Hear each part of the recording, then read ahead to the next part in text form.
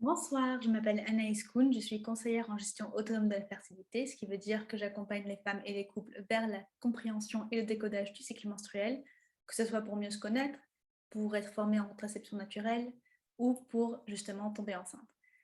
Ce soir, je n'ai personne avec moi, mais j'ai reçu 3 questions par email, donc voilà, c'est une session cycle et symptômes où je réponds aux questions qu'on peut avoir sur son cycle menstruel ou sur la symptothermie. Donc la symptothermie, l'observation du cycle menstruel pour justement atteindre ses objectifs. Et justement, je ne sais pas, est-ce qu'on commence avec la question 2 ou la question 1? Bon, on va déjà commencer avec la question 1. Qu'est-ce que c'est? Est-ce que je peux définir qu'est-ce que c'est exactement un conseillère en gestion autonome de la fertilité? Alors en effet, je me présente assez rapidement comme ça à chaque fois, hein, je l'explique dans de grandes lignes. Mais qu'est-ce que ça veut dire? Qu'est-ce qui m'a fait arriver en fait à ce point? Il faut savoir qu'à la base, moi, j'ai pris la pilule pendant 10 ans.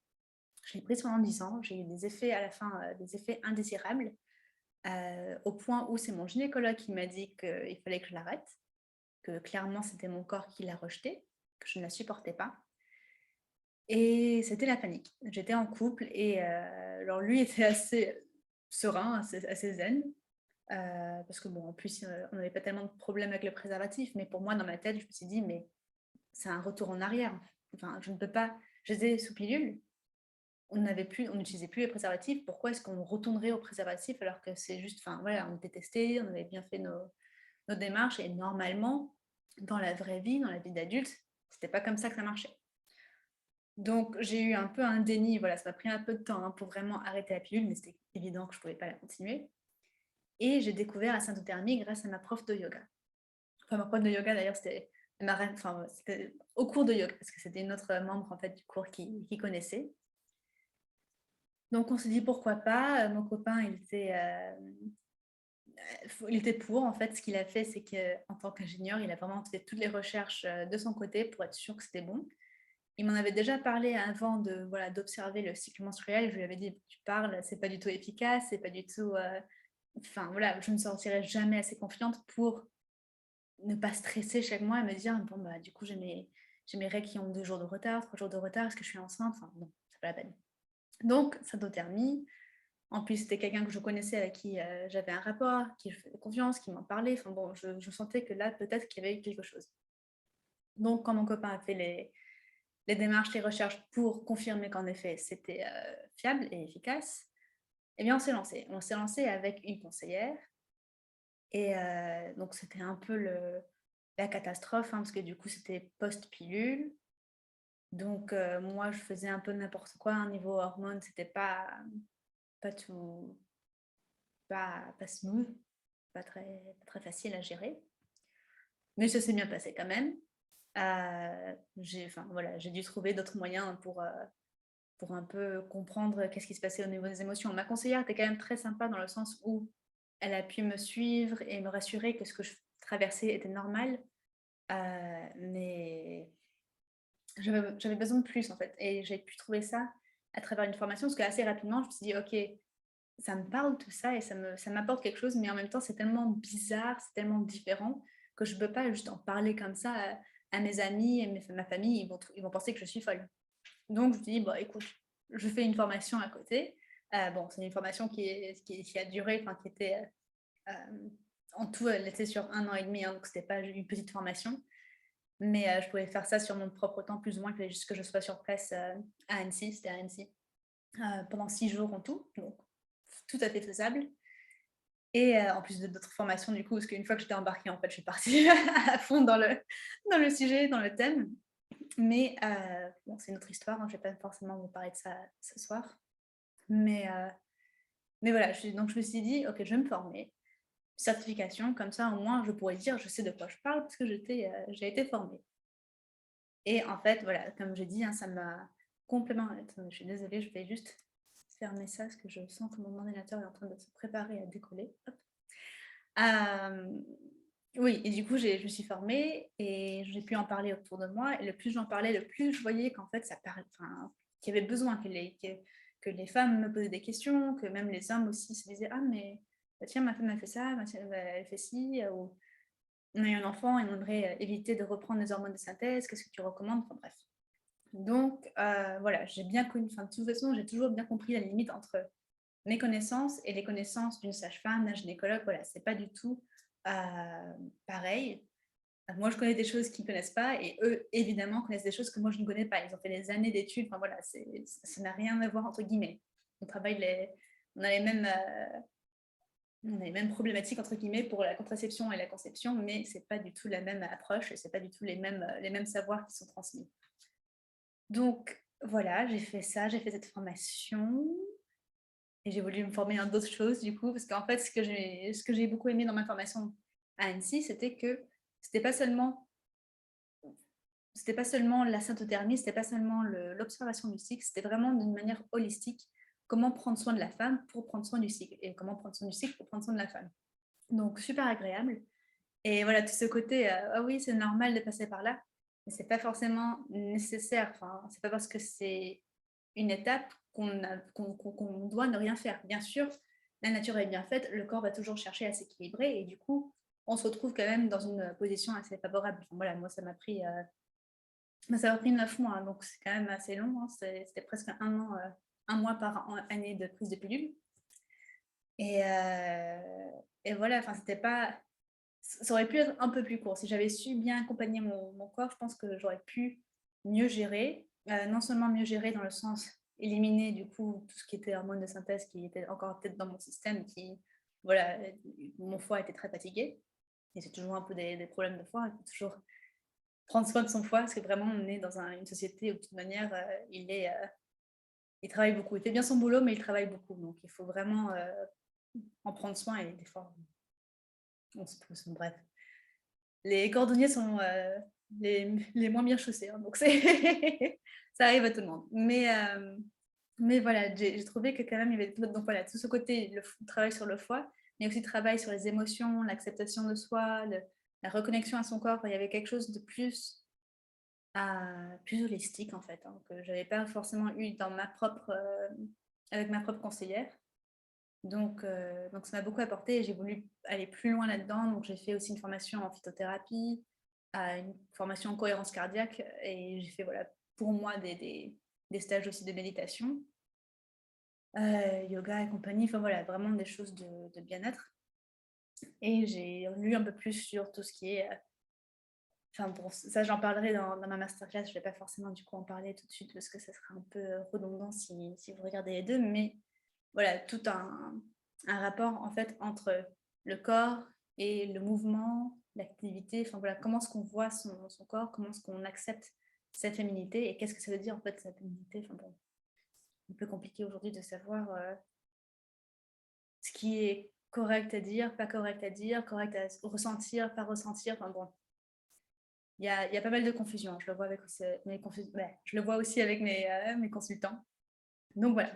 Donc en gros, voilà pourquoi je suis devenue conseillère en gestion autonome de la fertilité. Et c'est conseillère en gestion autonome de la fertilité et pas seulement formatrice en symptothermie, parce que ce n'est pas juste une formation en symptothermie, c'est vraiment comment prendre soin de ta fertilité toi-même, devenir autonome pour vraiment savoir ce qui se passe, savoir qu'est-ce qui perturbe ton cycle, comment rééquilibrer ton cycle, comprendre, juste comprendre et pouvoir faire face à la vie, parce que la vie, elle est remplie d'imprévus.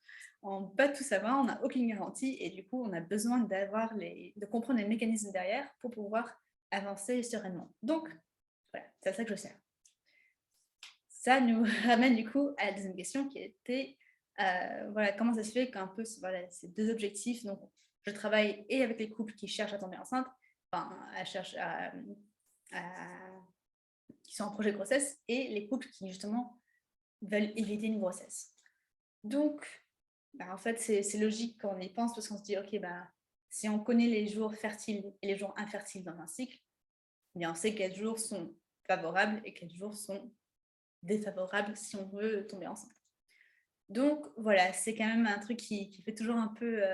je sais pas, j'arrive pas à trouver en fait d'image ou de comparaison pour expliquer la, la, la logique derrière ce fait, mais c'est juste que voilà, si tu sais faire ça, alors tu sais faire ci. Et c'est pas parce qu'en fait voilà, je suis en train de trouver, j'étais en train d'essayer d'écrire un article de blog dessus, donc ça sortira. Le jour où j'aurai la bonne métaphore, analogie, ça sortira parce que c'est vrai qu'il n'y a pas grand-chose hein, qui me vient à l'esprit pour expliquer pourquoi est-ce qu'une même méthode peut servir à faire deux choses contraires, entre guillemets. Mais ça revient toujours à la même chose, c'est toujours la compréhension de soi, la compréhension du cycle et vouloir équilibrer son cycle. Cycle équilibré, ça veut dire qu'on va favoriser une grossesse de toute façon. Cycle équilibré, ça veut aussi dire qu'on va, je veux dire, favoriser l'efficacité, qu'on va rendre la méthode syntothermique encore plus efficace, plus fiable en mode contraception naturelle parce que eh ben, ce sera plus simple à observer. En sachant que de toute façon, il y a toujours des cas particuliers, qu'il y a toujours des moments où bah, la vie devient stressante, où et on arrive à la période de la ménopause et du coup, le cycle est affecté et change. Et c'est là où on fait des erreurs, parce que bah, justement, ça fait 5 ans qu'on a le même cycle presque au jour même, et tout d'un coup, il fait autre chose. Donc, c'est pour ça que je fais très, très attention dans les formations et que voilà, il ne faut jamais, jamais, jamais se dire c'est bon, j'ai compris, je note et basta.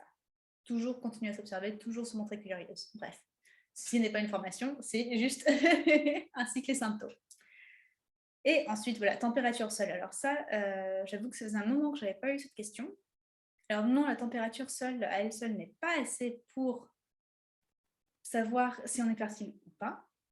Pourquoi? Parce qu'en fait, elle ne va pas te permettre de savoir à quel moment du cycle tu es fertile, que tu commences à être fertile. Et même une fois, en fait, parce que la température donc, reste, il y a un plateau bas suivi d'un plateau haut.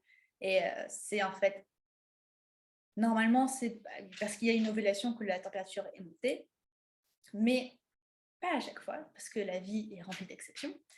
Et du coup, c'est pas forcément parce qu'on a 3 températures hautes qu'on a forcément un plateau haut qui veut forcément dire qu'on a eu une ovulation. Pourquoi? Parce que déjà, on aurait pu avoir une température perturbée dans ces 3 hautes. Mais en plus, pour certaines femmes, il y a un peu un décalage et du coup, c'est pas forcément en fait la veille de la première température haute qui est l'ovulation, c'est un peu après, ou enfin bref. Vraiment, symptothermie, c'est symptômes température, c'est la glaire et la température. Donc, c'est vraiment les deux, c'est les indices combinés. Il faut les deux pour pouvoir confirmer une ovulation, il faut les deux pour ouvrir et fermer la fenêtre de fertilité. Donc non, la température à elle seule ne suffit pas. Elle rassure beaucoup, parce qu'en effet, là j'en parlais aujourd'hui avec un couple consultant, elle rassure, c'est concret, tu la vois, en plus souvent quand même elle est assez jolie à voir, parce que bon, bah, elle reflète un peu ta vie, tu peux voir ton ovulation. Enfin bon, c'est vrai que c'est très.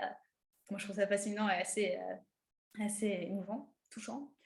Mais ce n'est pas assez. Ce n'est pas assez. Donc, surtout, ne vous basez pas seulement sur la température pour savoir quand vous êtes fertile, parce que bah, déjà, vous n'aurez jamais en fait l'ouverture de la fenêtre de fertilité. Ce qui va se passer, surtout si c'est une machine en fait. Alors, il y a quelques machines qui sont bien faites, mais toujours quand même combinées avec l'observation de la glaire, parce que c'est vraiment elle qui permet de tomber enceinte. Hein. C'est pas l'ovulation, bien sûr, elle est essentielle, mais l'ovulation, elle arrive à un moment fixe. La glaire, elle est là bien avant. Et si elle est de bonne qualité, eh bien, les spermatozoïdes vont bien survivre et attendre l'ovulation. Donc, c'est la glaire qui est soit notre meilleure amie, soit notre pire ennemi. Bon, dans tous les cas, elle est quand même pas, c'est pas forcément l'ennemi, mais c'est celle qui nous met la puce à l'oreille.